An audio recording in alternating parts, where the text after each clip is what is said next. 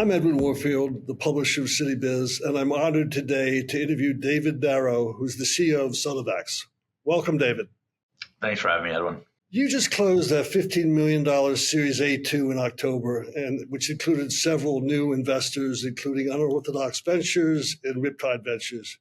Can you tell us about how that funding came together and some of your new investors? Yeah, for sure. So first of all, thanks for having me. It's a great opportunity. And fortunately, it's been a really great year for us at Sonavex. And, this has been a challenging fundraising environment. And this financing was certainly not a walk in the park. But we were very fortunate to get a lot of insider support early on when we were kicking off the fundraise. And over the sort of 6 months preceding the close, a bunch of important milestones happened within the business. And a lot of these new investors were tracking us and watching what was happening. And as that momentum was building, we were able to bring on a bunch of new great investors to join on board. And you mentioned a handful of them. So Unorthodox Ventures and Riptide were mentioned, but we had some really great support from some others, including Oakwood Circle Ventures, J-Star Capital, and GenHen Capital. And then some other existing investors like Tedco, who's local, and some other folks as well. So we're very fortunate that those folks were able to join on board and support our mission, and very grateful for that financial support in this environment. And can you explain the EchoMark and EchoSure technology and really how you've combined sort of two breakthrough technologies into one solution? Explain, sort of dumb down the technology so we can have an understanding of your technology. Yeah, for sure. And I'll give you a little background for the motivation to provide some context there. So the problem we're solving with this first solution is that most patients rely on central venous catheters for their dialysis. And these catheters, which are placed into the neck and are really meant to provide a short-term solution to get blood from the body into a dialysis machine cleaned and returned to the body, it's really meant to be a short-term solution because these things have a high risk for infection, hospitalization, mortality, and other issues. So what we really want to do for these dialysis patients is to get them onto what's called an AV fistula, which is where a surgeon will connect a vein to an artery in their arm. And over time, that vein is supposed to grow or mature so that you can now use that vein as your dialysis access rather than this dangerous catheter in your neck. And right now, the average time to transition from a catheter to a fistula is about 7 months. And that just imposes a big clinical risk and a lot of financial liability to the patients and payers. And everyone's really trying to shift from those catheters to these fistulas. And the rate limiting step to transitioning to that fistula is getting an ultrasound that tells you when the flow rate of the fistula is adequate, when the size is adequate, and when the depth is appropriate for use. And these patients, they go to the dialysis clinic multiple times a week, but the people that work there, they're not ultrasonographers and they're not physicians. So in order to get that ultrasound, they ask these patients that are off dialysis day to often travel far to a specialized lab with a trained sonographer. And for a number of reasons, the compliance with those visits is really poor. So the time that it takes to get the data to make a decision is unnecessarily extended. And while these fistulas are usually mature within the first few weeks, it's many months until these catheters come out. So our whole goal was to empower these dialysis techs who are already with these patients to capture this data that everybody already knows is necessary. So we needed a solution that was really easy to use for someone that didn't really understand ultrasound physics or even the anatomy to be able to get this very efficiently. So the way we figured out how to do that is with the two-part technology. And the first piece, and I can show you a little image here, is a device called EchoMark. So it's a small coin-sized bioresorbable polymer that basically acts as an ultrasound reflector that's placed in underneath the fistula during the original surgery. And it works with our companion device, which is called EchoSure, which is a 3D AI-enabled ultrasound designed to be used by a layperson that uses AI algorithms and more conventional image processing algorithms to empower really any human being to be able to get this vascular lab quality ultrasound in a matter of seconds. Thank you for that explanation. Let's talk a little bit about the role Hopkins played in the technology. Your company was spun out of Hopkins. How was the technology originally developed, and can you explain that transition of how it got spun out? And Christy Weiskopf, she played, or her team played a role in the spin out.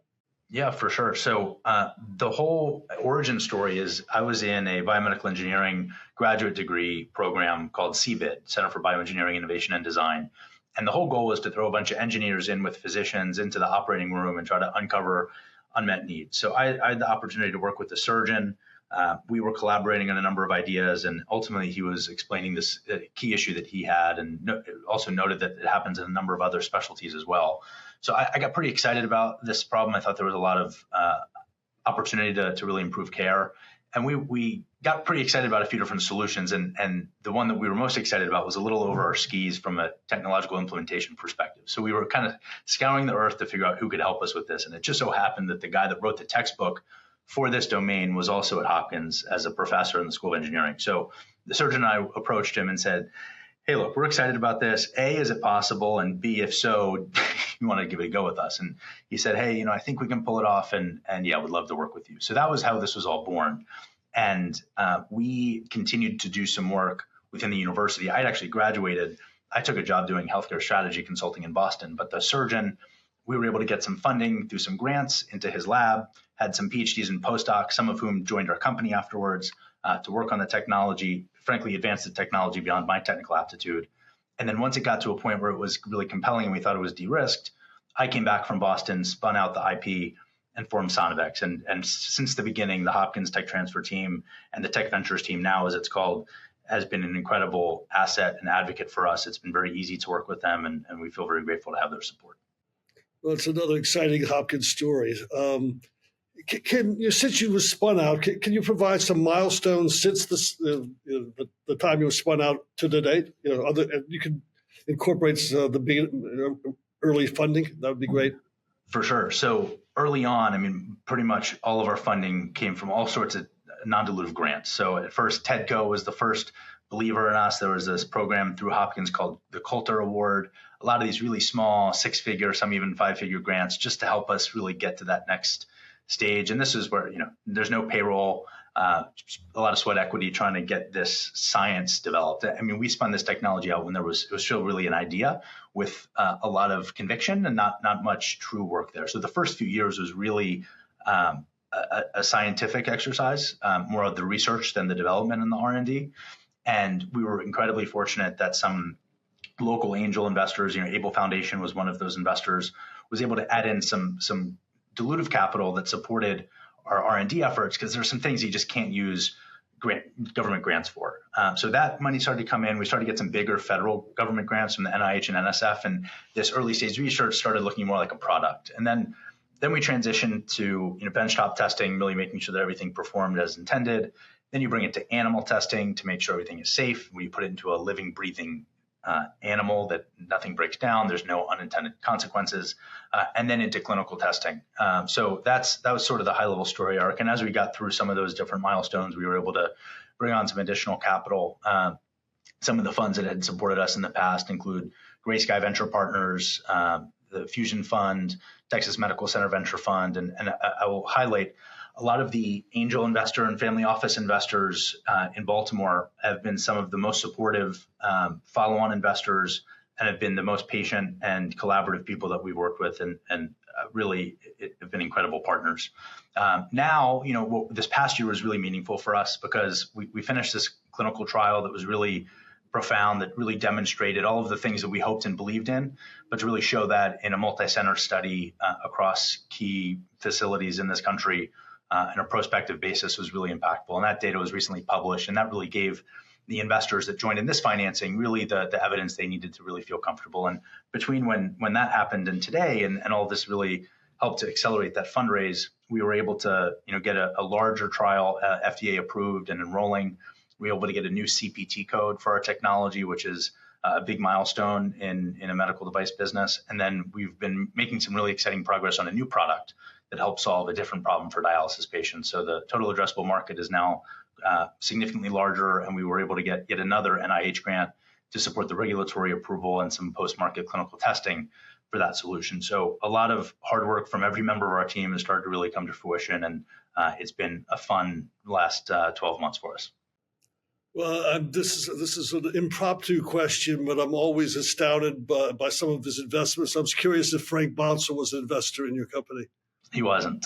Oh, that's too bad. Okay, because he's such a legendary investor. He always pops up in investments around Baltimore. So let's go hit reset, and I think that's been a great sort of introduction to the company and where you are. But let's talk about your career. Let's start at Hopkins, and you were started as a research assistant in biomedical engineering, and then you went on to start a biomedical company called Mano.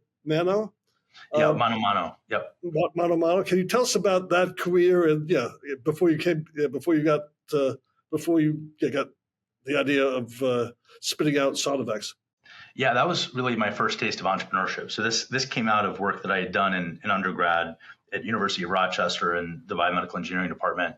One of the final courses, the capstone course that everyone takes, is this senior design project, and we were collaborating with someone who saw that there was a lot of potential to be able to help stroke survivors return to the sport of cycling.